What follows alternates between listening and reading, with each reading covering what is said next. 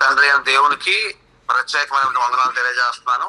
అలాగే ఉదయకాల సమయంలో ఎంతో ఆసక్తితో దేవుని వాక్యం వినడానికి, దేవుని యొక్క సన్నిధిలో పాల్గొనడానికి మరి వచ్చినటువంటి మరి సహోదరులందరికీ మన ప్రభువైన యేసుక్రీస్తు నామములో వందనాలు తెలియజేస్తున్నాను. ఈ సమయంలో మనం దేవుని వాక్యాన్ని కొంత సమయంలో నేర్చుకుందాం. మనం దేవుని వాక్యంలో మత్తయి సువార్త 5వ అధ్యాయంలో మనం ఉన్నాము. మత్తయి సువార్త 5వ అధ్యాయాన్ని మనం చూసినట్లయితే 7వ వచనం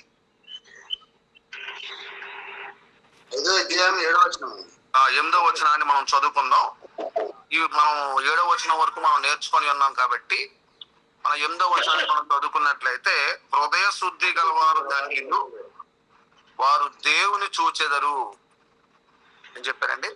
హృదయ శుద్ధి గలవారు ధన్యులు, వారు దేవుని చూచెదరు అనే వాక్యాన్ని మనం నేర్చుకుందాం. ఈ రోజు మనం నేర్చుకునేటువంటి అంశం పేరు లేకపోతే పాఠ్యాంశం ఏంటంటే హృదయ శుద్ధి. హృదయ శుద్ధి అంటే ఏమిటి, హృదయ శుద్ధి గలవారు ఎవరు, లేకపోతే హృదయ శుద్ధి గలవారు ధన్యులని, వారు దేవుని చూస్తారనే వాక్యాన్ని మనం నేర్చుకోవడానికి సిద్ధంగా ఉన్నాము. కాబట్టి మరి హృదయం గురించి మనం తెలుసుకున్నట్లయితే, హృదయ శుద్ధి అనేటువంటి మాటలోనే మనకి ఏం కనిపిస్తుంది అంటే శుద్ధి అనేది కనిపిస్తుంది. అంటే శుభ్రం చేసుకోవడం అనేటువంటి అంశాన్ని మనకి కనిపిస్తుంది. ఇక్కడ మనం గమనించినట్లయితే మనము సాధారణంగా మన శరీరాన్ని మనం ప్రతిరోజు కూడా మనం శుభ్రం చేసుకుంటాము. అలాగే మన యొక్క నోరు మనం ప్రతిరోజు శుభ్రం చేసుకుంటాము. అలాగే ప్రతిరోజు కూడా మన వస్త్రాలు మనం శుభ్రం చేసుకుంటాము. అలాగే ప్రతిరోజు మన గృహాన్ని మనం శుభ్రం చేసుకుంటాము. అలాగే ప్రతిరోజు మన ఇంట్లో మనకున్నటువంటి వాహనాలు, మన కార్లు, బళ్ళు ఏవైతే ఉన్నాయో వాటిని కూడా మనం ఏం చేస్తుంటాం, ఎప్పటికప్పుడు శుభ్రం చేసుకుంటూ ఉంటాము. కానీ ఇక్కడ దేవుడు చెప్పేటువంటి శుభ్రత ఏంటంటే ఇది శరీర శుభ్రత కాదు. ఇక్కడ దేవుడు చెప్పేటువంటి శుభ్రత ఆత్మీయ శుభ్రత. చెప్పాడండి, ఆత్మీయంగా దేని శుభ్రం చేయమన్నాడండి? మనకి పైన కనబడేటువంటి శరీరాన్ని కాదు, లేకపోతే మనకి పైన కనిపించేటువంటి వస్త్రాలు కాదు, లేదంటే మనకు కనిపించేటువంటి మన వాహనాలు, లేకపోతే మన సమస్తం కాదు, కానీ మన హృదయాన్ని శుభ్రం చేసుకోమంటున్నాడు దేవుడు. ఏంటి, హృదయాన్ని ఎలా శుభ్రం చేస్తాం మనం? మనకి బయటకు కనిపించేటువంటి వస్తువులను అయితే, బయటకు కనిపించేటువంటి శరీరాన్ని అయితే మనం శుభ్రపరుస్తాము.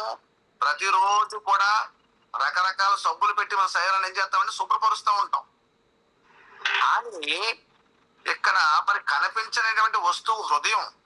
ఈ హృదయం గురించి శుభ్రం చేయాలంటే ఎలా శుభ్రం చేస్తాం? మరి హృదయాన్ని శుభ్రం చేస్తేనే, శుద్ధి చేస్తేనే మీరు ఏం చేస్తారండి? దేవుని చూడగలరని చెప్తున్నాడు దేవుడు. శారీరకమైనటువంటి విషయాల్లో మనం శుభ్రపరుస్తున్నాం, కానీ మరి దేవుడు చెప్పేటువంటి ఆత్మీయమైనటువంటి శుభ్రత ఏంటి, దేవుడు చెప్పేటువంటి ఆత్మీయటువంటి హృదయ శుద్ధి ఏంటో మనం క్రైస్తవులుగా మనం తెలుసుకోవాల్సిన బాధ్యత మనం కలిగి ఉన్నాము. అయితే మనలో చాలా మంది ఏమనుకుంటారంటే ఈ హృదయము అనేసరికి మనకి ఏం కనిపిస్తుంది?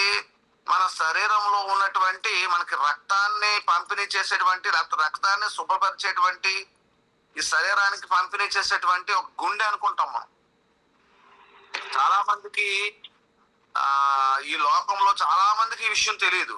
బైబిల్ ప్రకారం హృదయం అంటే ఏంటో చాలా మందికి ఈ విషయాన్ని గ్రహించలేదు. నేను కూడా చాలా సంవత్సరాలు హృదయం అంటే ఏంటో నేను అనుకునేవాడిని. ఏంటంటే హృదయం అంటే లోపల ఉండే గుండె, రక్తాన్ని సంబంధించి దాన్నే నేను హృదయం కింద భావించేవాడిని. కానీ ఇక్కడ మనం గ్రహించవలసిన విషయం ఏంటంటే హృదయం అంటే మనకి లోపల ఉండేటువంటి రక్తాన్ని పంపిణీ చేసినటువంటి గుండె మాత్రము కాదు అన్న విషయాన్ని మనం తప్పనిసరి గ్రహించాలి.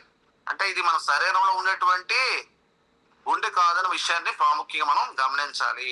మరి హృదయం అంటే ఏంటి? మరి హృదయం ఎక్కడ ఉంటది? మరి ఆ హృదయం ఎక్కడ ఉంటుందో మనం తెలుసుకోలేకపోతే మనం దాన్ని ఎలా శుభ్రం చేయగలము, దాన్ని ఎలా శుద్ధి చేసుకొని మనం ఎలా దేవుణ్ణి చూడగలము అనే విషయంలోకి మనం తప్పనిసరిగా రావాల్సి ఉంది.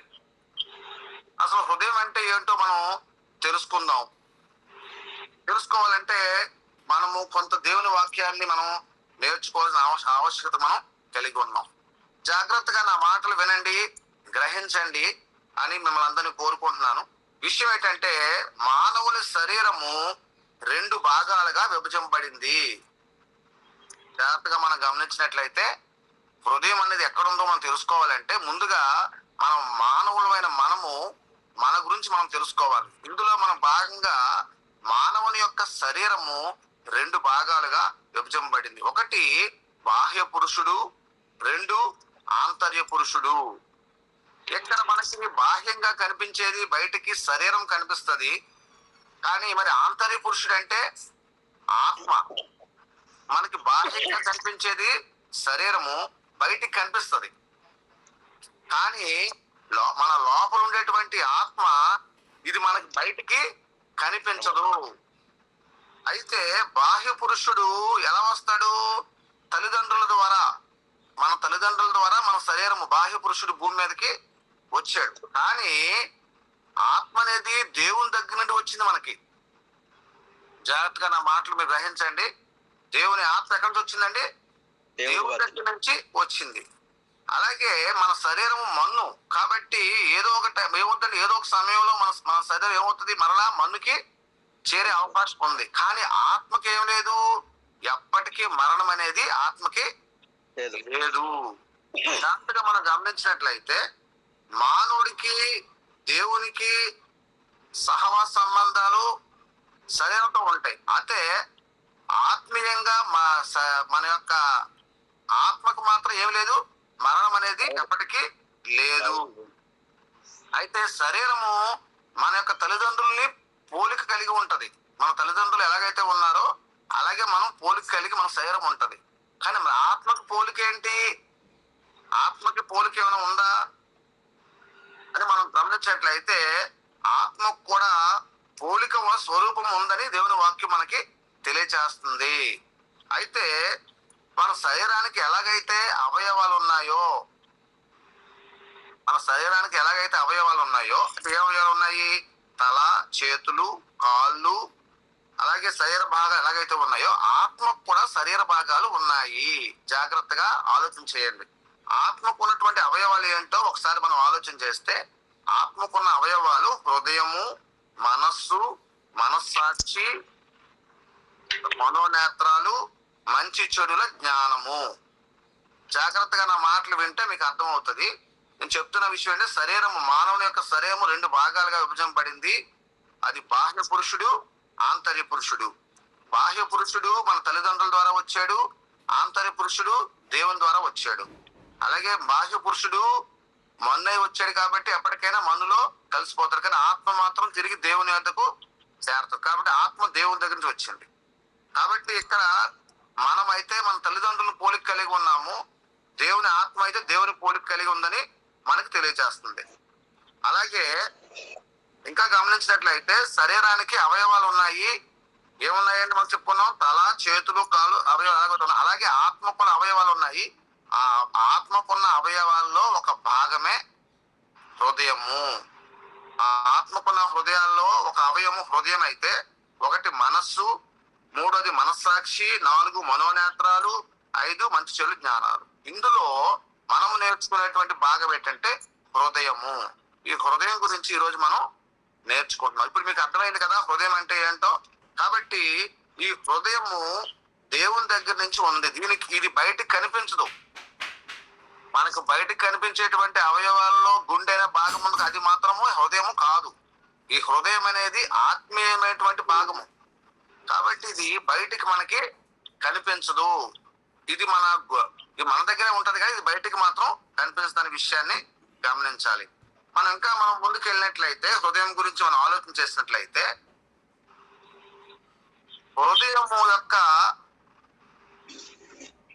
హృదయము యొక్క పని గురించి మనం ఆలోచించేద్దాం. అయితే మనము మంచి వారము లేకపోతే దేవునిలో జీవిస్తున్న వారం అయితే మన హృదయము మనలో నుంచి మంచి మాటలను, మంచి ఆలోచనలను, మంచి తలంపులను బయటికి విడుదల చేస్తారు. లేదు మనము చెడ్డవారము లేకపోతే చెడుగా మనం జీవించేవారం అయితే మన హృదయంలో నుంచి అన్ని కూడా చెడు తలంపులు, చెడు ఆలోచనలు, చెడు మాటలు, చెడు క్రియలు బయటికి వస్తాయని దేవుని వాక్యం మనకి తెలియజేస్తుంది. కాబట్టి ఒకసారి మనం ఆ బైబిల్ గ్రంథంలో నుంచి కొన్ని విషయాలు మనం చూసినట్లయితే ఇంకా మనకి పూర్తిగా మన హృదయం గురించి మనకి అర్థమవుతుంది. ఒకసారి మనం చూద్దాము. మత్తయి సువార్త, అందరూ కూడా సహోదరులు మ్యూట్ లోకి వచ్చేయండి, ఇంకా ఎవరో మ్యూట్ లో లేరు, అందువల్ల డిస్టర్బెన్స్ అవుతుంది. మత్తయి సువార్త మనం చూసినట్లయితే 12వ అధ్యాయము 33 మనము గమనిద్దాం.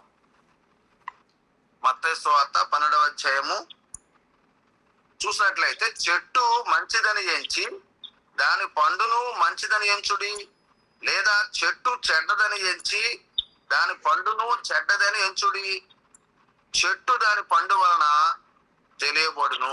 చూసారండి, ఎప్పుడైనా సరే చెట్టు మంచిదైతే దాని ఫలం కూడా ఏమవుతుంది? మంచిదవుతుంది. కాబట్టి చెట్టు చెడ్డదైతే దాని ఫలం కూడా మంచిది కాకపోతుందని చెప్తుంది. కాబట్టి సర్ప సంతానమా అంటే, ఒకవేళ పాపంలో జీవిస్తున్న జనం అయితే మీరు చెడ్డవారై ఉండి ఎలాగూ మంచి మాటలు పలుకగలరు? హృదయమందు నిండియుండు దానిని బట్టి నోరు మాట్లాడను కదా.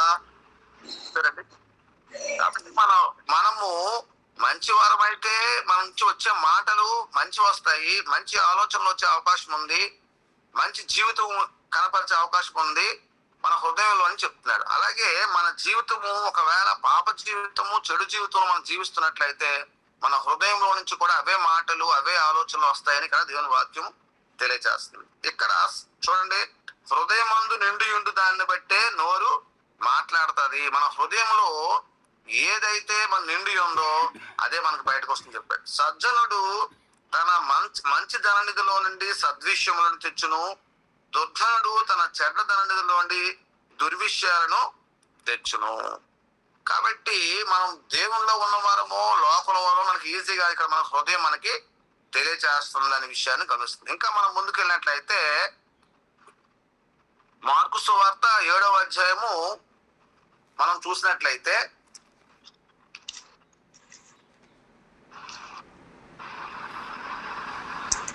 18 నుంచి మనం చూసినట్లయితే, ఆయన వారితో ఎట్లనెను, మీరును ఎంత అవివేకులై ఉన్నారా? వెలుపలి నుండి మనుష్యుని లోపలికి పోవునదేదియో వానిని అపవిత్రునిగా చేయజాలదని మీరు గ్రహింపకున్నారా అని చెప్తున్నారు. కాబట్టి ఎప్పుడైనా సరే శరీరంలో మనం వెలుపల నుంచి అంటే బయట నుంచి మనం తీసుకునే ఆహారం కానీ, బయట నుంచి మనం తీసుకునే ఏ వస్తువు లోపల తీసుకునే ఏది కూడా మనల్ని అపవిత్రము చేయదు చెప్తున్నాడు. ఇక్కడ చూడండి, వెలుపల నుండి మనుషులు లోపలికి పోవునదేది అపవిత్రునిగా చేయదు గ్రహింపుకున్నారా? అది వాని హృదయంలో ప్రవేశింపక కడుపులోనే ప్రవేశించి బహిర్భూమిలో విడవబడును. ఇట్లు అది భోజన పదార్థం లాంటిది పవిత్రపరచు. కాబట్టి ఇక్కడ మనుష్యుని లోపల నుండి బయలు వెళ్ళినది మనుష్యుని అపవిత్రపరచును. లోపల నుండి అనగా మనుష్యుల హృదయములో నుండి దురాలోచనలు, జారత్వములు, దొంగతనములు, నరహత్యలు, వ్యభిచారములు, లోపములు, ఇలాగా ఇవన్నీ కూడా మన హృదయంలో నుంచి బయటికి వస్తాయని చెప్తున్నాడు. కాబట్టి మన జీవితము దేవునిలో ఉంటే మన యొక్క హృదయంలో నుంచి వచ్చేవన్నీ కూడా మంచి వస్తాయి.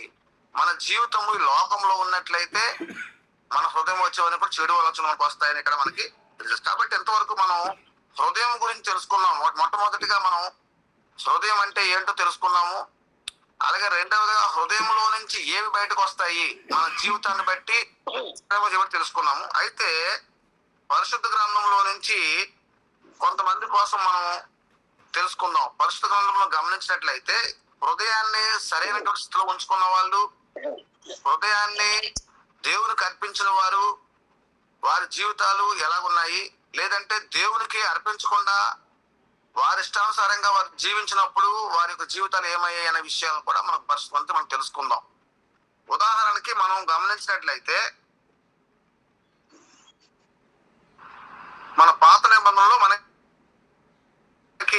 రాజు అయినటువంటి నెబుకద్నెజరు మనకి చూడండి ఒకసారి. దానియేలు గ్రంథం 4వ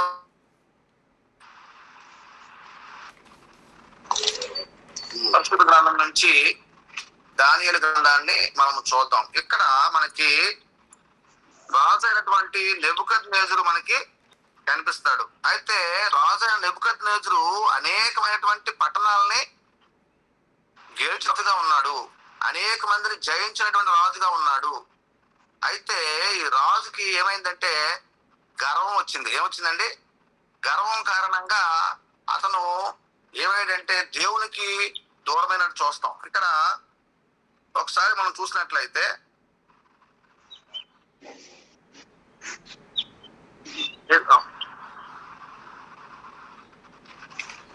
నాలుగవ అధ్యాయము 30వ వచనం చూద్దాం. దానియేలు గ్రంథము 4వ అధ్యాయము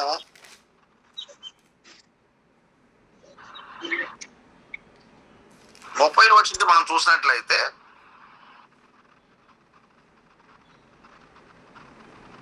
ఇక్కడ రాజు బబులోనును, ఈ మహా విశాల పట్టణము నా బలాధికారమును నా ప్రభావ ఘనతను కనపరచుటకై నా రాజధాని నగరముగా నేను కట్టించుతుని కదా అని తనలో తాను అనుకునేను. రాజు నోట ఈ మాట ఉండగా ఆకాశం నుండి ఒక శబ్దం వచ్చెను. ఏదనగా, రాజుకు నెబుకద్నెజరు, ఇదే నీకు ప్రకటన, నీ రాజ్యం నీ వద్ద నుండి తొలగిపోవును అని వచ్చింది. కాబట్టి ఎందుకని వచ్చిందంటే దేవుడు ఇక్కడ రాజు యొక్క మనస్సును చూశాడు. ఏం చూడండి? రాజు యొక్క హృదయాన్ని చూశాడు. రాజు అయిన హృదయం ఏమైంది? గర్వపడింది. ఎప్పుడైతే నెబుకద్నెజరు హృదయం గర్వపడిందో అతనికి నాశనం రావడానికి అవకాశము వచ్చింది. ఒకసారి మనం చూసినట్లయితే ఇంకా మనం కిందకి మనం చదువుదాము. తమ యొద్ద నుండి మనుషులు నిన్ను తరిమెదరు, నీవు అడవి జంతువుల మధ్య నివాసము చేయొచ్చు, పశువుల వలె గడ్డి మేసెదవు. సర్వోన్నతులకు దేవుడు మానవుల రాజ్యం పైన అధికారి అయి ఉండి దాని ఎవరికి దాన్ని అనుగ్రహింప నిశ్చయించునో వానికి అనుగ్రహించునని నీవు తెలుసుకున్నటకు 7 కాలములు నీకు జరుగునని చెప్పాను. కాబట్టి ఇక్కడ దేవుడు మనుషుల యొక్క హృదయాన్ని దేవుడు చూస్తాడు. దేవుడు మనుషుల యొక్క హృదయాన్ని చూసి వారిని దేవుడు ఏం చేస్తాడండి? వారిని అభివృద్ధి చెందించాలన్నా లేకపోతే కింద దింపేయాలన్నా దేవుని యొక్క చేతిలోనే ఇక్కడ ఉంటుందనే విషయం మనకు అర్థమైంది. అయితే హెబ్రీ పత్రిక 4వ అధ్యాయం 12 ప్రకారం ఒకసారి చూడండి. ఇది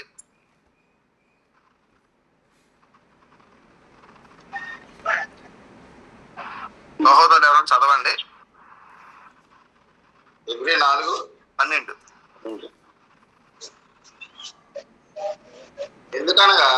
ఎందుకనగా దేవుని వాక్యము సజీవమై బలము గలదై రెండంచులు గల ఇటువంటి ఖడ్గము కంటెను వాడిగా ఉండి ప్రాణాత్మను కీళ్లను మూలుగును విభజించినంత మట్టుకు చాలండి. ఇక్కడ మనం గమనించినట్లయితే ఇక్కడ దేవుని వాక్యం ఏం చేస్తుందంటే హృదయంలోనికి దూరుతుందని చెప్తున్నాడు. ఇక్కడ ప్రాణాత్మను కీళ్లను మూలుగును దూరుతుంది. కాబట్టి ఇక్కడ ఏం చెప్తున్నాడంటే దేవుని వాక్యాన్ని బట్టి ఇక్కడ ఎలాంటి వారికైనా దేవుడు హృదయాన్ని చూస్తాడనే విషయాన్ని ఇక్కడ మనకి అర్థమవుతుంది. అలాగే ఇక్కడ రాజు అయినటువంటి నెబుకద్నెజరు తాను గర్వించడం వల్ల దేవునికి ఏమైందండి? దూరమైనట్టుగా, తర్వాత చాలా శిక్ష అతను అనుభవించినట్టుగా మనం చూస్తాం. అలాగే రెండవదిగా మనం చూసినట్లయితే పరిశుద్ధ గ్రంథంలో నుంచి రాజు అయినటువంటి మనం సౌలుని చూస్తాం. సౌలు మనకి ఒక ఉదాహరణ కనిపిస్తాడు. సౌలుని మనం చూసినట్లయితే సౌలు కూడా దేవుడు చెప్పిన మాటను వినకుండా దేవుడు చెప్పిన మాటను తిరస్కరించి మనం చూస్తాం. ఒకసారి మనం చూసినట్లయితే 1 సమూయేలు గ్రంథం 15వ అధ్యాయం 13వ వచనం మనం చూద్దాం. ఇక్కడ చూసినట్లయితే దేవుడు రాజైనటువంటి సౌలుకి ఏం చెప్పాడు? రాగా చౌదరి ఒక్క నిమిషం.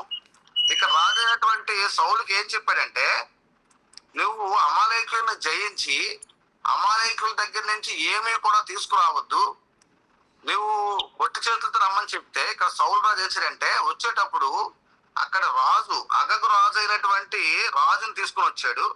అలాగే అక్కడి నుంచి ఆ పశువుల్ని ఎద్దులను తీసుకుని వచ్చినట్టుగా చూస్తాం. అప్పుడు అలాగ వచ్చినప్పుడు దేవుని మాట తిరస్కరించినట్టుగా చూస్తాం. కాబట్టి అప్పుడు అతని దగ్గరికి ప్రవక్త వచ్చి చెప్పిన విషయాలను చూద్దాం. మొదటి సమూయేలు గ్రంథము 15వ అధ్యాయము చదవండి సార్. తరువాత అతడు సౌలు వద్దకు రాగా, సౌలు, యెహోవా వలన నీకు ఆశీర్వాదం కలుగును గాక, యెహోవా ఆజ్ఞను నీవు నెరవేర్చితే అనగా,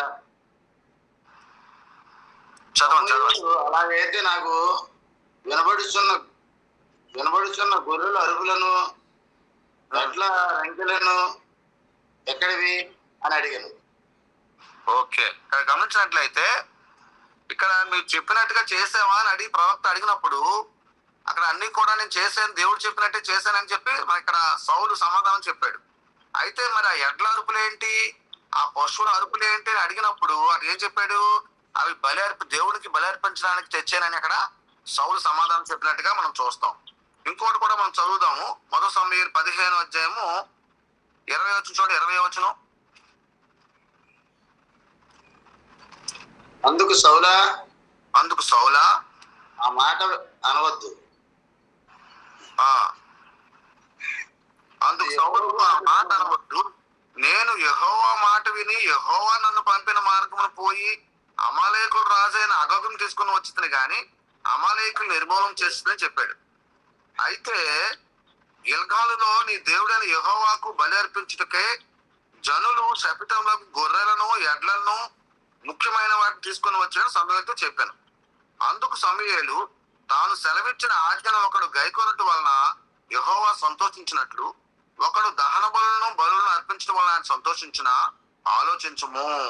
కాబట్టి ఇక్కడ విషయం ఏంటంటే ఆ బలులు అర్పించుట కంటే ఆజ్ఞను గైకొనుటయు పొట్టేళ్లకు అర్పించుట కంటే మాట వినుటయు శ్రేష్టము అని చెప్పాడు. కాబట్టి ఇక్కడ సౌలు యొక్క మనసు హృదయం ఏమైందండి, దేవుని దగ్గర తప్పిపోయాయి. ఏం చెప్పాడు దేవుడు, అక్కడి నుంచి అమాలేకులను జయించి అక్కడి నుంచి ఏమీ తీసుకురాకుండా నువ్వు రమ్మని చెప్తే అక్కడి నుంచి చేశాడు, అక్కడ ఉన్నటువంటి రాజును తీసుకొచ్చాడు. అలాగే అక్కడ పశువులను తీసుకొని వచ్చి ఇక్కడ దేవుని మాట తిరస్కరించినట్టుగా సౌలు ఏమైందంటే రాజ్యాన్ని అతను కోల్పోయాడు. ఇంకొక వచనాన్ని కూడా మనం చదువుదాము. మొదటి సమూయేలు 16-17 వచనం చదువుదాం.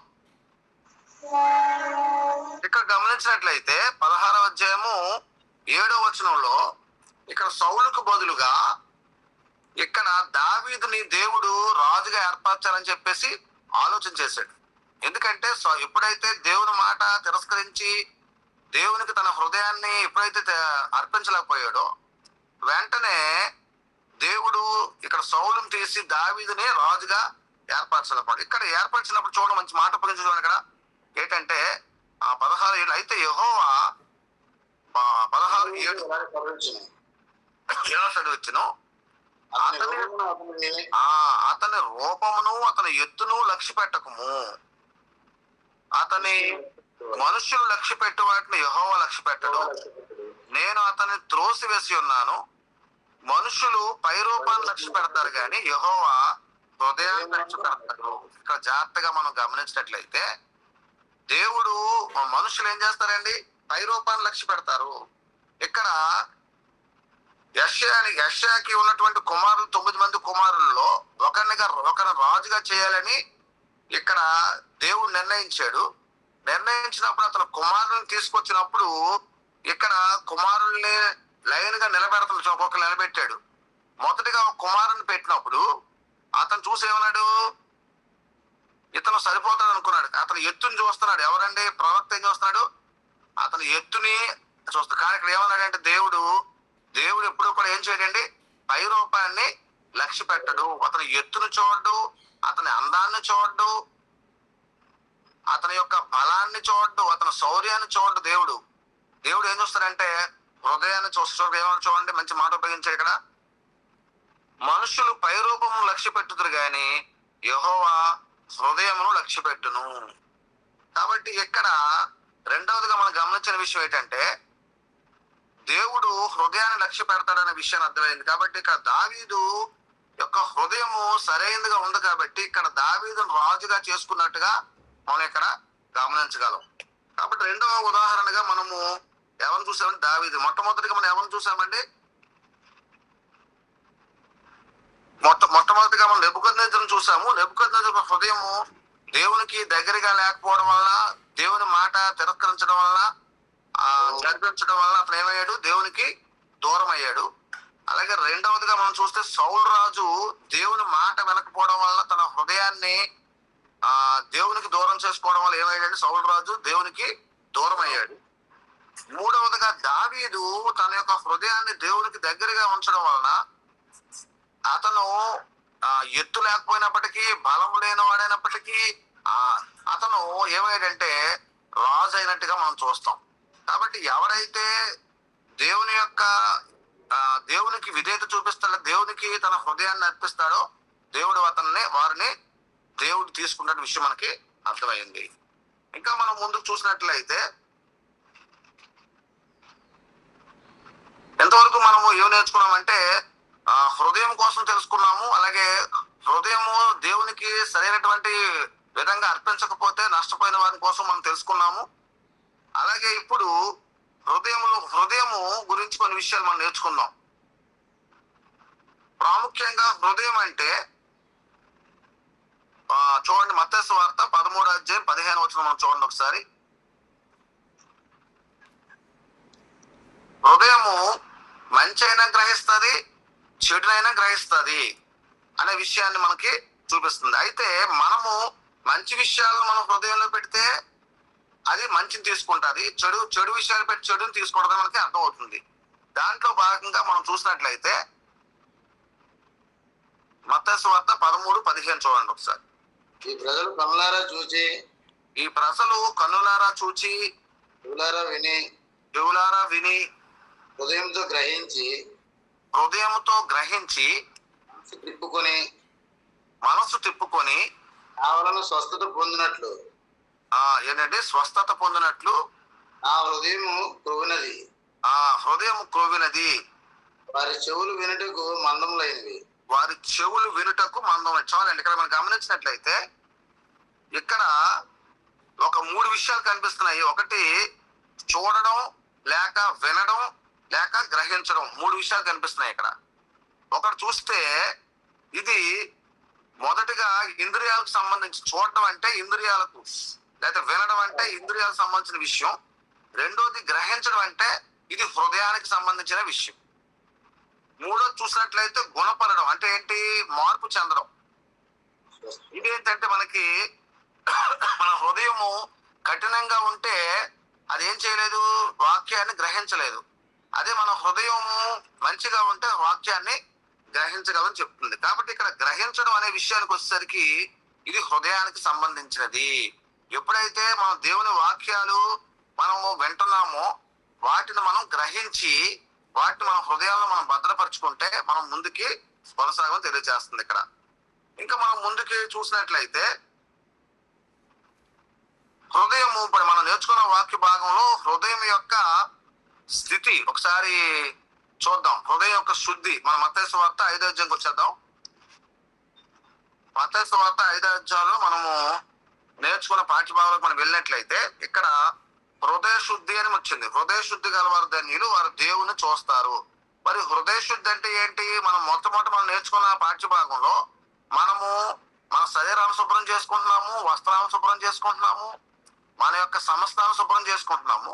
మరి హృదయాన్ని ఎలా శుద్ధి చేసుకుంటాం? మనం హృదయాన్ని శుద్ధి చేసుకోవాలంటే మనం ఏం చేయాలనే విషయాలను కొన్ని నేర్చుకుందాం. ఒకసారి మనం గమనించినట్లయితే పరిశుద్ధ గ్రంథంలో హృదయ శుద్ధి కోసం కొన్ని విషయాలు తెలియజేశారు. ఇక్కడ కొత్త నిబంధనలో మనం చూసినట్లయితే పరిసయ్యులు, చూద్దాం ఒకసారి వాక్యాన్ని చూద్దాం. మత్తయి సువార్త 23వ అధ్యాయము.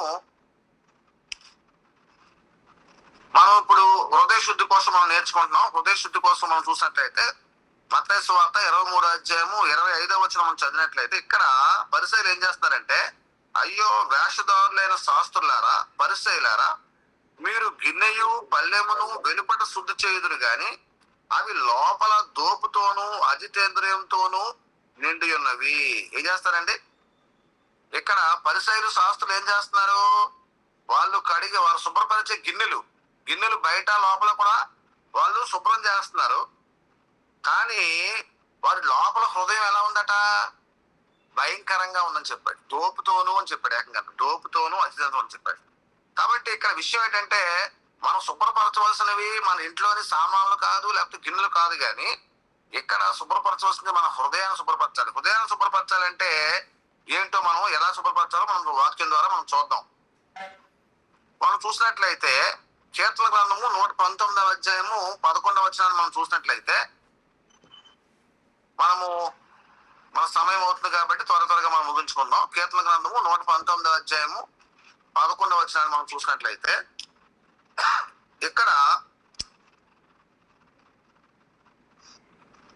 ఎదుట నేను పాపం చేయకుండానట్లు ఏముందండి?